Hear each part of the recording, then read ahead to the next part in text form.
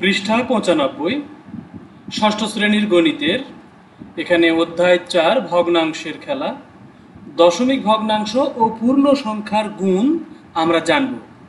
এখানে পূর্ণ সংখ্যার গুণ কিভাবে করব, দশমিক ভগ্নাংশকে পূর্ণ সংখ্যা দিয়ে কিভাবে গুণ করতে হয়, এই যে একটা দশমিক ভগ্নাংশ 0.4, এটাকে পূর্ণ সংখ্যা 3 দ্বারা কিভাবে গুণ করব। গুণ করার নিয়ম হলো আমরা আগে দশমিক ছাড়া যা আছে সেগুলোতে গুণ করব। তাহলে 4 আছে, এখানে 4-এর সাথে 3 গুণ করলে 3 4 12, আর একটা ডিজিট বামে গিয়ে মানে দশমিক, এই জন্য আমরা এখান থেকে এক ডিজিট বামে গিয়ে এখানে দশমিক দিব 1 আর 2 এর মাঝখানে। তাহলে এখানে 1.2 বা 1.2 এটা হলো গুণফল। এখানে বলেছে সংখ্যা রেখা ও গ্রিডের মাধ্যমে সমাধান করো। এখন আমরা এইটাকে গ্রিডের মাধ্যমে দেখাবো। এখানে দেখো 0.4 মানে এখানে 4 পয়েন্ট নেব, এক মানে এখানে 1 2 3 4, এই যে 4 পয়েন্ট নিলাম। তাহলে এক লাফে 4 পয়েন্ট যাব, এবারে 4 পয়েন্ট গেলাম, এরকম 4 পয়েন্ট গেলাম, 3টা লাফ দিলাম। 3টা লাফ কেন দিলাম? কারণ 3 গুণ করতে বলা হয়েছে। তাহলে আমাদের এখানে গুণফল হলো 1.2 এবং এখানেও আমাদের গুণফল হয়েছে 1.2। আচ্ছা, এইভাবে এখানে মেয়েটা বলেছে যে 0.4কে 3 বার যোগ করা, মানে 3 বার যোগ করা যে কথা, 3 দিয়ে গুণ করা, একবার গুণ করা একই কথা। এখানে একবার গুণ করলেও 1.2, আবার 0.4 এই 3টা 0.4 যোগ করাও একই কথা। তাহলে যোগফলও হবে 1.2, গুণফলও হলো 1.2। এরপরে বলেছে এখানে শিক্ষকের নির্দেশনা অনুসারে নিজেদের খাতায় আঁকো এবং গুণফল খাতায় লেখো। এখানে বলেছে যে এবার গ্রিড বা আয়তাকার ঘরের মাধ্যমে উপরের গাণিতিক সমস্যাটি সমাধান করো। উপরের সমস্যা কোনটা দেখি, উপরে কি ছিল? এই যে এই সমস্যাটা ছিল। তাহলে এখন আমরা এটাকে সমাধান করব। আর এখানে বলেছে যে এখন প্রত্যেকের খাতায় 3টি গ্রিড আঁকো যাদের প্রত্যেকটি 10 ভাগে ভাগ করা থাকবে। তাহলে আমরা কিন্তু এই গ্রিড এঁকে যদি এইটা সমাধান করতে যাই, এই যে 1.2, তাহলে এইরকম হবে।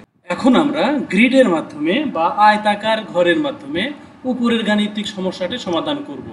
উপরের সমস্যাটা এটা ছিল, 0.4কে 3 দ্বারা গুণ করতে বলা হয়েছিল এবং আমরা গুণ করেছিলাম। কিন্তু এখন আমরা এটাকে গ্রিড আকারে দেখাবো। এইরকম করে আমরা দুটা আঁকবো, মানে একটা এরকম 10টা এঁকে একটা মানে ঘরের মধ্যে 10টা ঘর করব, আবার এরকম করে বড় একটা ঘরের মধ্যে মানে 10 ভাগে ভাগ করব। করার পরে এই যে পূর্ণ 1 মানে কি, এই পুরোটাই আমরা ঢেকে দেব রং দিয়ে। এখন এই ঘরের এসে 10 ভাগের এই 2 ভাগ শুধুমাত্র রং করব। তাহলেই কিন্তু এই কাজটা শেষ। একদমই সহজ। তোমরা এর পরের অংশে দেখো। এখানে বলেছে এখন প্রত্যেকের খাতায় গ্রিড 3টি গ্রিড আঁকো, এইরকম করে প্রত্যেকটি 10 ভাগে ভাগ করা থাকবে। মানে আমরা যেরকম এই যে এখানে আঁকলাম এরকম করে তোমরা 3টা গ্রিড আঁকো। তারপরে বলেছে রং পেন্সিল ব্যবহার করে 4 ভাগের মানে 10 ভাগের 4 ভাগ রং করো।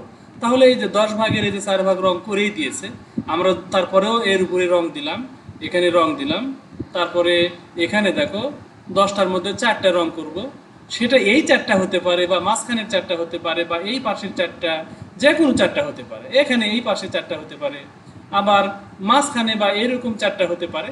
যে কোনো 4টা তোমরা রং করে দিবে। আচ্ছা, এরপরে বলেছে রং পেন্সিল ব্যবহার করে প্রত্যেকটি গ্রিড থেকে 10 ভাগের 4 ভাগ বা 4/10 অংশ পূরণ করো। তাহলে এখানেও আমরা কি করব, এই একইভাবে এগুলো রং করে দেব। 10টার মধ্যে 4টা রং করব, এইভাবে রং করে দেব, ব্যাস। এখন বলেছে 0.4 গুণন 3 নির্ণয় করার জন্য 0.4কে 3 বার নাও। তাহলে এখন বলেছে এরপর গ্রিডের মাধ্যমে গুণে দেখো 0.4কে 3 বার নিলে গুণফল কত হয়। আমরা এগুলো দেখেছি, গুণফল 1.2 হয়। আর এখানে কি হয়েছে দেখো, এই যে মানে রেজাল্ট কিন্তু 1.2 এটাই হয়েছে। তাহলে এখানে কি করলো, এই যে 0.4কে 4/10 বানিয়ে দিল। আর গুণন 3 যা আছে তাই। এখন এই যে 4 আর এই 3 এখানে গুণ হয়েছে, তাহলে এখান থেকে 4 চলে গিয়ে 3-এর সাথে গুণ হয়েছে, তাহলে এখানে 0 নাই, এখানে আসলে 1 আছে, কারণ 4 1 কে 4, 4 চলে গেছে 1 আছে।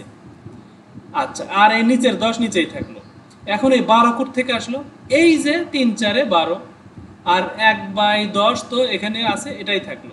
এখন এই 12 যদি 1-এর সাথে গুণ করো, 12 কে এই 12, আর নিচের 10 নিচেই থাকলো। 10-এর মধ্যে 12 মানে আসলে 1.2। আচ্ছা, এইভাবে কিন্তু আমাদের এই লাইনটা আমরা বুঝতে পারলাম।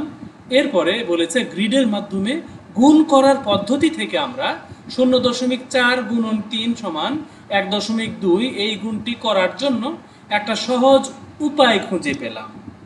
তাহলে এখানে বলেছে যে সহজ উপায়টা আসলে কি, এত কোনো কথা নাই। মনে করো যে দশমিক নাই, তাহলে দশমিক না থাকলে এটা আসলে 4 আর এটা 3, 3 4 12, এই যে 12 গুণ করেছে, তারপরে এক ঘর বামে এনে দশমিক বসিয়েছে, বাস। এটা হলো আমাদের প্রচলিত আগের পদ্ধতি, আমরা এভাবে গুণ করতাম। এখন তোমাদের হাইফাই কারিকুলাম নিয়ে এসেছে সরকার, যার কারণে তোমাদেরকে এভাবে ছবি এঁকে মানে হাইফাই ভাবে তোমাদের গুণগুলো করতে হচ্ছে।